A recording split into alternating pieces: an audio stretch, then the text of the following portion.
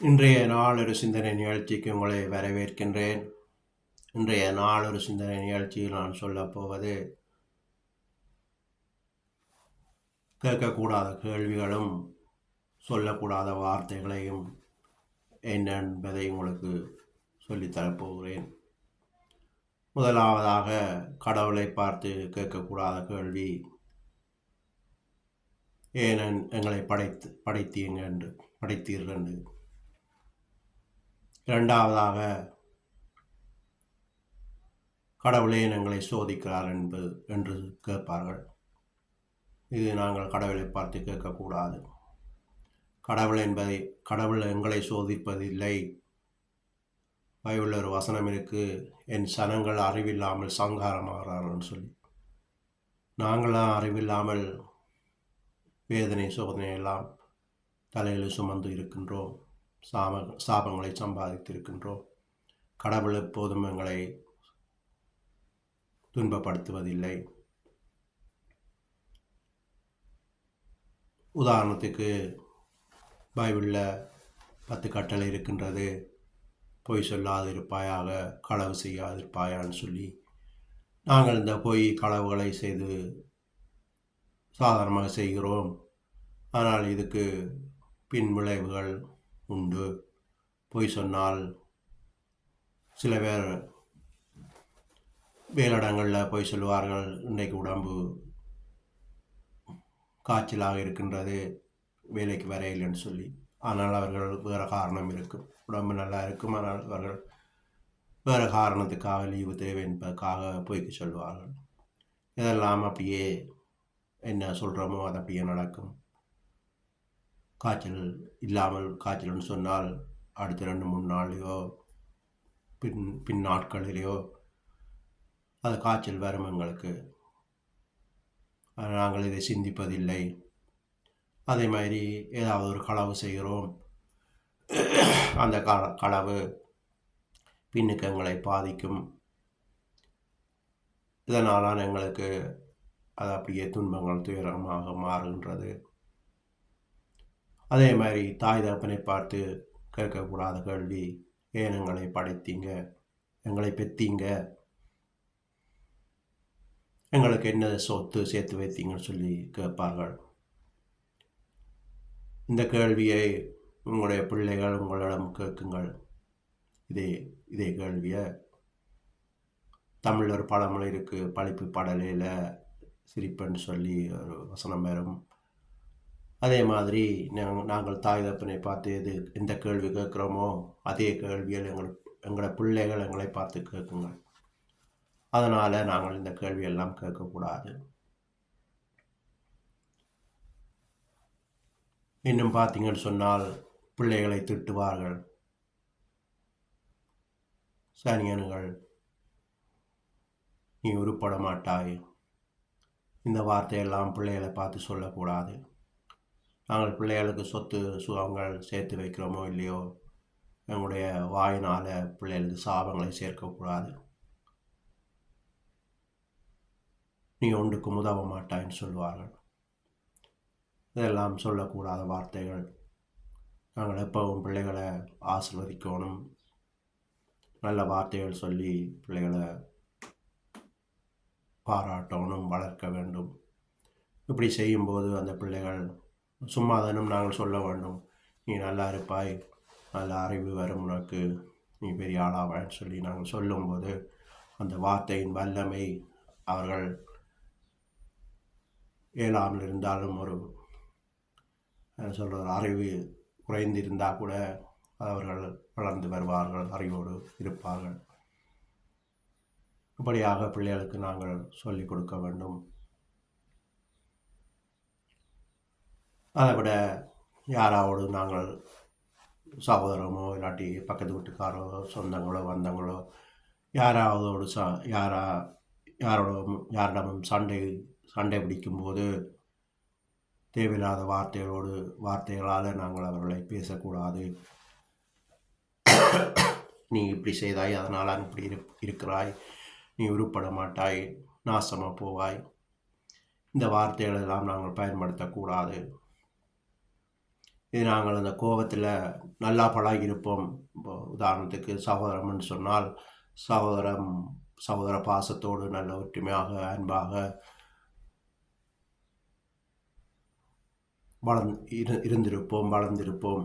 ஆனால் ஒரு சண்டை என்று வரும்போது நாங்கள் தேவையற்ற வார்த்தைகளை சொல்லி அவர்களை திட்டும்போது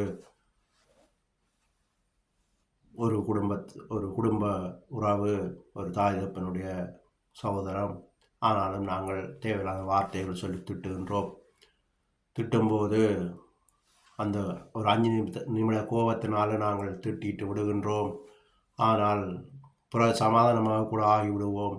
ஆனால் நாங்கள் திட்டிய வார்த்தைகள் அது உள்ளால கிரிகை செய்யும், அது உள்ளால கரையான் மாதிரி அரிக்கும். அந்த குடும்பம் மட்டுமில்லை, அந்த சந்ததியே ஒரு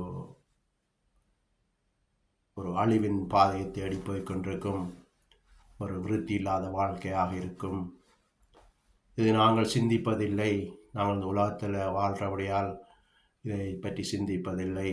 ஆனால் எங்கள் மனக்கண்கள் திறக்கும் போது, ஆவியின் கண்கள் திறக்கும் போது, அந்த உள்ளுக்கு அந்த நடந்த நிகழ்வுகளை நாங்கள் பார்க்கும்போது, அவருடைய வாழ்க்கையை நாங்கள் பார்க்கும்போது அது எங்களுக்கு தெரிய வரும். இது உதாரணத்துக்கு சகோதரன் மட்டும் சொன்னேன். நாங்கள் யாரிடமும் நாங்கள் சண்டை பிடிக்கக்கூடாது. கோபமாக மனக்கசப்பா அமைதியாக நாங்கள் விலத்தி விட வேண்டும், ஒதுங்கி விட வேண்டும். இல்லாட்டி சொல்லி போட்டு நாங்கள் விலகிடணும், உங்களுக்கும் எனக்கும் சரி வராது என்று சொல்லி நாங்கள் மெல்ல மெல்ல அந்த உறவை துண்டிக்க வேண்டும். ஆனால் நாங்கள் சண்டை பிடித்து சாபத்தை அவர்களுக்கு சாபத்தை வர விட்டு நாங்கள் விலகக்கூடாது. அதான் கர்த்தராகிய இயேசு கிறிஸ்து சொன்னார், உங்கள் சத்துருக்களை சிநேகிங்கள்னு சொல்லி. உங்களை துன்பப்படுத்துகிறவர்களுக்காக செபம் பண்ணுங்கள் என்று சொன்னார். எங்களை விருப்பம் இல்லையா, நாங்கள் கடவுளிடம் செபித்து போட்டு விட வேணும். நாங்கள் அவர்களோடு சண்டை பிடிக்கக்கூடாது.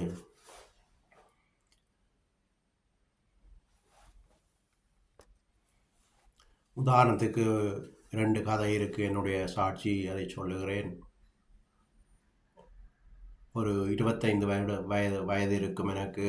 நான் சவுதியில் இருந்த நான். அப்போது நான் எங்கேயோ போகிறதுக்காக பஸ்ஸுக்கு காத்திருந்தேன்.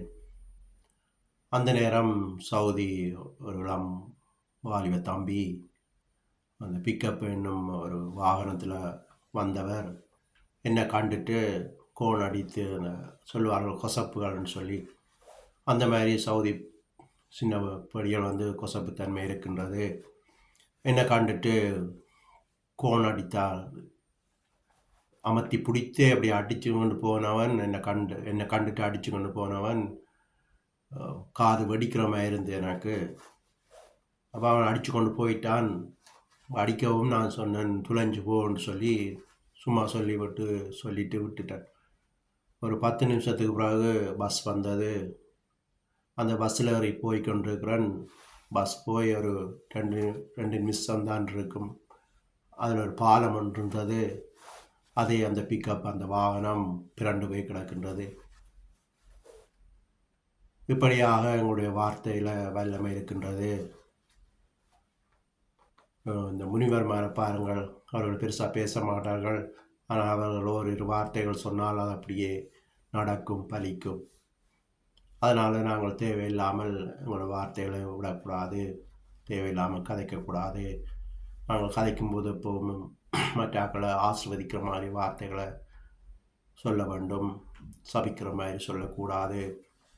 உதாரணத்துக்கு ஒரு ஆஸ்பத்திரிக்கு யாராவது பார்க்க போகிறீங்கள், அங்கு போனால் அவர்களை பார்த்து விட்டு உங்களுக்கு இது சுகம் வராது, நீங்கள் நடக்க மாட்டீங்க, இறந்து போயிடுவீங்க, இப்படியாக சொல்லக்கூடாது. நீங்கள் போய் பார்த்து விட்டு அவர்களை ஆசீர்வதித்து நல்ல வார்த்தை சொல்லுங்கள். அந்த வார்த்தையே அவர்களை சுகப்படுத்தும். உதாரணத்துக்கு வியாதியாக இருந்தனும்னால் உங்களுக்கு சுகமாயிரும், நீங்கள் நாளைக்கு போயிடுவீங்க வீட்டை, யோசிக்காங்க, கவலைப்படாங்கன்னு சொல்லி பாருங்கள். அவர்கள் அடுத்த நாளோ ஒரு கிழமையிலையோ சுகமாகிடுவார்கள். இப்படியாக வார்த்தைகளை நாங்கள் சொல்ல வேண்டும். தேவன் எங்களுடைய வார்த்தையில் வல்லமையை தந்திருக்கிறார். ஏன் தமிழ் எழுத்துக்களை பார்த்தீங்கன்னு சொன்னால் 247 எழுத்து, அதில் 13 உயிரெழுத்தும் மெய் எழுத்தும் தான் இருக்கின்றது. ஒரு பொய் எழுத்துன்னு சொல்லி இல்லை ஒன்றும். அப்போ தமிழ் வார்த்தைக்கே உயிரெழுத்து இருக்குது, மெய் எழுத்து இருக்கிறது. அப்போ எங்களுடைய வார்த்தைகள் ஒவ்வொன்றும் மெய்யான வார்த்தைகள், உயிரான வார்த்தைகள். அப்போ நாங்கள் அந்த வார்த்தைகளை சொல்லும்போது அது உயிர் பெறும்.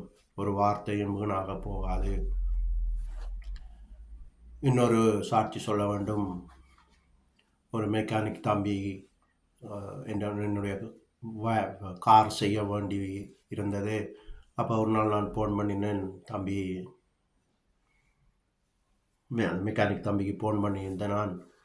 அப்போ அவர் ஃபோன் எடுத்து சொன்னார், அண்ணன் நான் ஆஸ்பத்திரியில் இருக்கிறேன்னு சொல்லி. அப்போ நான் விசாரித்தேன், என்ன வருத்தம் அப்படின்னு சொல்லி விசாரித்தேன்.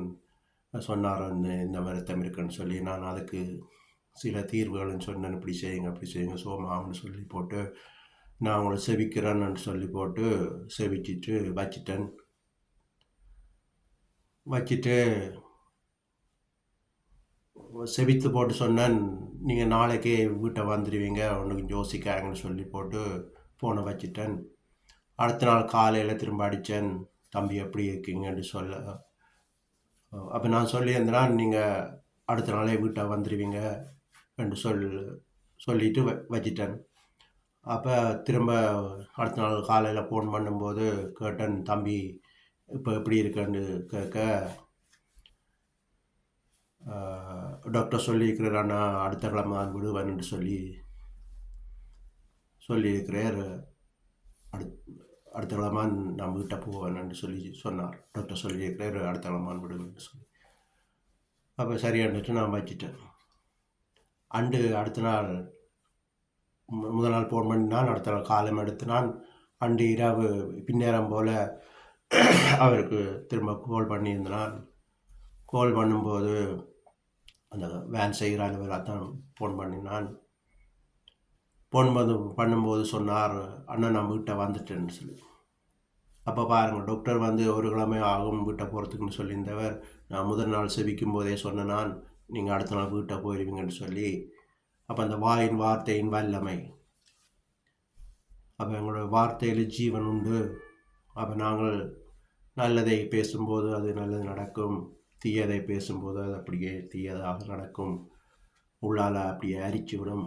அதனால் நாங்கள் தேவையற்ற காரியங்களை கதைக்கக்கூடாது, சொல்லக்கூடாது. எப்பவும் அன்பான வார்த்தைகள், சந்தோஷமான வார்த்தைகளை பேச வேண்டும் என்று சொல்லி இன்றைய நாளொரு சிந்தனை நிகழ்ச்சியை முடித்துக் கொள்கிறேன். நன்றி, வணக்கம்.